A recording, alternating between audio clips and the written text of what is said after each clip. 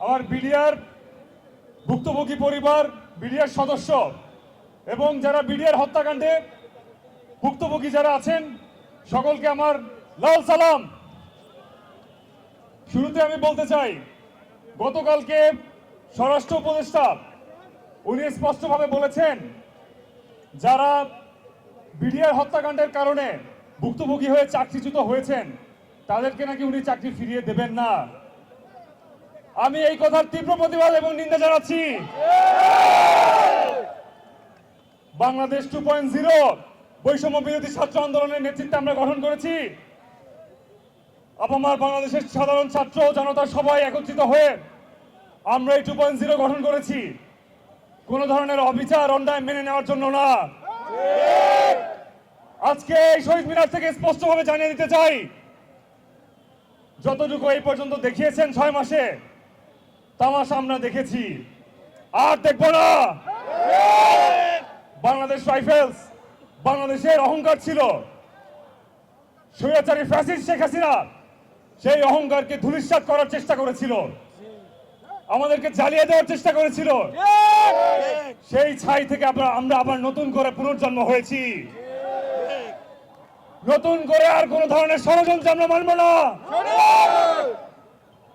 আমরা আমাদের 6 দফা পরবর্তীতে আরো সংযোজন করে ভুক্তভোগী যারা সেনা পরিবার যারা ছিলেন, যারা বিডিআর হত্যাকাণ্ডের কারণে তারাও ভুক্তভোগী ছিলেন, তাদের সকলকে আমরা একত্রিত করতে সক্ষম হয়েছি।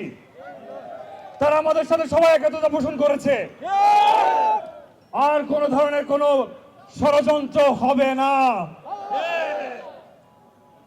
বিডিআর না বিজিবি, বিডিআর না বিজিবি, ইনকিলাব ইনকিলাব জিন্দাবাদ জিন্দাবাদ, ইনকিলাব ইনকিলাব জিন্দাবাদ জিন্দাবাদ। আমরা আমাদের আজকে এই শহীদ মিনারের কর্মসূচি থেকে ঘোষণা করতে চাই, এই পরবর্তীতে যে 8 দফা দাবি যেটি 6 দফা থেকে আমরা এক্সটেন্ড করে নিয়ে আসছি, সেই 8 দফা দাবি যতক্ষণ পর্যন্ত পূর্ণ না হবে, মেনে না নেওয়া হবে, একটিও যদি অপূর্ণ থেকে যায় আমরা এই মাঠ ছাড়ব না। আমাদের সাথে বাংলাদেশের সকল আপামর ছাত্র জনতা, তৌহিদি জনতা, বৈষম্য বিরোধী ছাত্র আন্দোলন, ছাত্র অধিকার পরিষদ থেকে শুরু করে আনাচে কানাচে যতগুলো সংগঠন রয়েছে, যতগুলো সংগঠন এই ফ্যাসিস্ট শেখ হাসিনার এগেইনস্টে দাঁড়িয়েছিল, সবাই আমরা একত্র হয়ে মাঠে আছি।